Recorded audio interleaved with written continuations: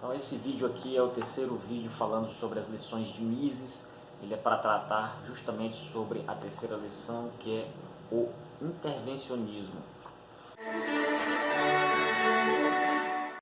Vamos lá.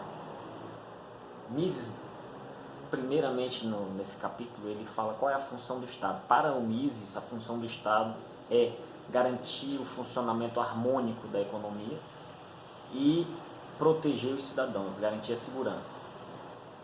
Ele entende que algumas empresas possam pertencer aos países. Essas empresas elas vão ter algum desempenho na economia, mas o que essas empresas fazem na economia não é o intervencionismo que ele cita nesse capítulo. Isso aí tem mais a ver com a questão da economia mista, né? Porque essas empresas são estatais, mas elas se submetem à economia de mercado. A questão que ele ressalta é que essas empresas, por terem condições de aumentar suas receitas por meio da aplicação de tributos, elas podem sobreviver em déficit, que é uma característica que o particular, o cidadão comum, ele não consegue. A empresa do cidadão comum tem que ser eficiente para ter lucro, enquanto a empresa estatal, mesmo deficiente, ela consegue sobreviver porque o país, o governo tem condições de impor tributos aos cidadãos. E ele pediu para ele explica que não se deve confundir a estatização de empresas com o intervencionismo que ele quer explicar aqui. Intervencionismo significa que o governo não se restringe à atividade de preservação da ordem econômica, né? Então o governo ele se mostra desejoso de fazer mais do que é necessário. Algumas atividades hoje a gente entende que o governo pode fazer, como por exemplo a construção de estradas, a construção de ferrovias, a manutenção de alguma estrutura estratégica, embora algumas ações atuais do governo tenham demonstrado que a iniciativa privada tem grande interesse em realizar essas atividades e ela realiza com muito mais eficiência. Ele continua explicando que o intervencionismo significa que o governo não somente fracassa em proteger o funcionamento harmônico da economia de mercado, como também interfere em vários fenômenos de mercado. Interfere nos preços, nos padrões salariais, nas taxas de juros e nos lucros. Todas as medidas de intervencionismo governamental têm por objetivo restringir a supremacia do consumidor. O governo quer arrogar a si mesmo o poder, ou pelo menos parte do poder, que na economia de mercado pertence aos consumidores. Então, quando um governo ele interfere baixando os preços, ou congelando preços, ou estabelecendo preço mínimo, ele está intervindo e está direcionando o consumo, ele está tirando aquela capacidade do consumidor de decidir onde gastar o seu dinheiro e como gastar o seu dinheiro. Ele citou o exemplo do leite. A interferência do governo no preço do leite redunda, pois em menor quantidade do produto. Ou seja, se eu interfiro no preço do leite, se eu boto um preço mínimo, aí a tendência, ou se eu congelo o preço, a tendência é que esse produto ele suma das prateleiras. É o caso, no exemplo que ele citou, é o leite. E aí, para consertar isso, ele tem que diminuir o valor da produção do leite, por exemplo, a ração do animal que produz o leite. Então ele vai baixar ou congelar o preço da ração, e essa ração, essa ração também vai sumir, porque vai ficar muito caro produzir a ração para abastecer, para alimentar os animais. E ela vai sumir e o governo vai ter que interferir no fator de produção da ração que mais pesa, a fim de que o preço possa ser alcançado e volte a produzir. Só que interferindo em um determinado fator da produção, esse fator tende que é o insumo, no caso, esse fator tende a sumir da prateleira porque vai ficar muito caro. Toda vez que ele congela preço, a tendência é o produto sumir das prateleiras, a oferta diminuir. Antes da sua interferência, o leite era caro, mas era possível comprá-lo. Agora, a quantidade disponível é insuficiente. Com isso, o consumo total se reduz.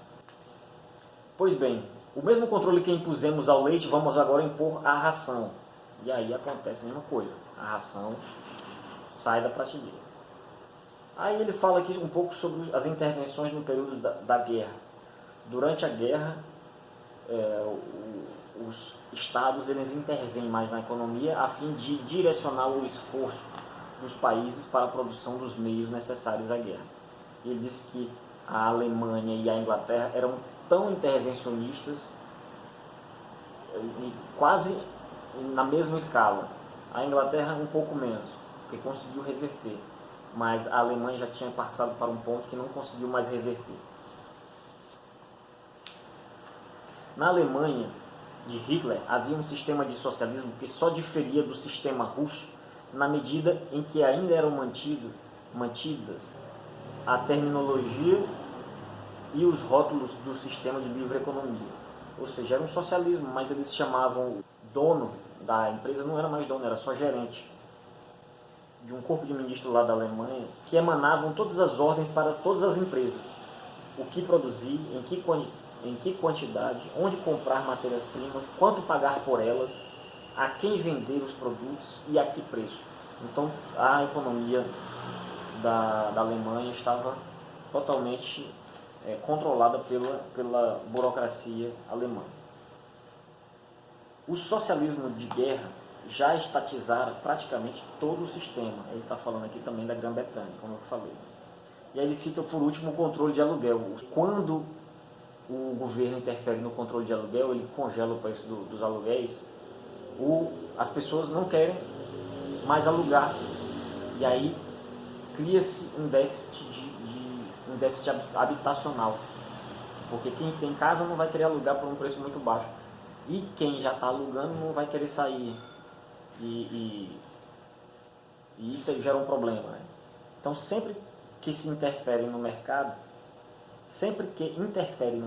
o governo é progressivamente impelido ao socialismo, porque ele não pode intervir isoladamente em um fator, ele tem que ir intervindo vez após vez, de forma de cadeia, para que ele realize as suas ações, que na verdade seriam inicialmente populistas, mas ao final de tudo redundaria no socialismo.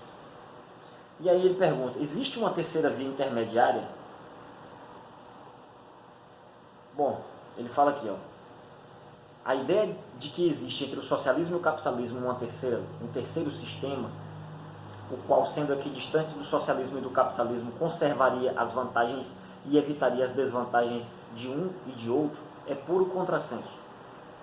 Os que acreditam na existência possível desse sistema mítico podem chegar a ser realmente líricos quando tecem loas ao intervencionismo. Só o que se pode dizer é que estão equivocados. Vocês que defendem a terceira via, quem defende a social-democracia está equivocado. Não é possível. E isso Mises já sabia, Hayek já sabia, Milton Friedman já sabia. A interferência governamental que exaltam dá lugar a situações que desagradariam a eles mesmos.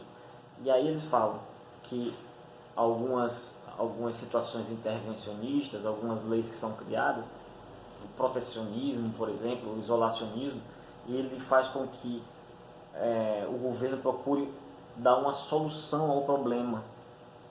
E aí o que acontece é que de repente começa a existir cartéis e novas legislações são criadas para evitar os cartéis. E aí legislação em cima de legislação é criada e o aparato legislativo e o monstro só vai crescendo cada vez mais. Então, a ideia de interferência governamental como solução para os problemas econômicos dá margem a circunstâncias no mínimo extremamente insatisfatórias e com frequência caóticas. Essa doutrina da superioridade de um governo paternal e dos poderes sobre-humanos dos reis hereditários extinguiu-se gradativamente, mas ela ressurgiu no início do século passado e continua vigorando em alguns países, principalmente na América do Sul. E aqui ele dá um incentivo. Haveria um remédio contra tudo isso? Eu diria que sim. Há um remédio, e esse remédio é a força do cidadão. Cabe ao cidadão impedir a implantação de um regime tão autoritário que se arrogue uma sabedoria superior à do cidadão comum. Esta é a diferença fundamental entre a liberdade e a escravidão. E ele faz até um comentário aqui a respeito dos países socialistas. As nações socialistas atribuíram a si mesmas a designação de democracia. Os russos chamam seu sistema de democracia popular. Provavelmente sustentam que o povo está representado na pessoa do partido. A China também se diz uma república popular. A Coreia do Norte também. A Venezuela também. O Brasil também. Bom, aí ele fala: penso que um ditador, Juan Domingo Perón, na Argentina, onde ele deu a palestra, recebeu a proposta que merecia quando foi forçado ao exílio em 1955. Esperamos que outros ditadores em outras nações recebam uma proposta semelhante. Ou seja, ditadores que pretendem controlar a vida das pessoas merecem receber a proposta do exílio ou uma proposta semelhante, que pode ser outra coisa. Então é isso aí. Até o próximo vídeo e fiquem com Deus.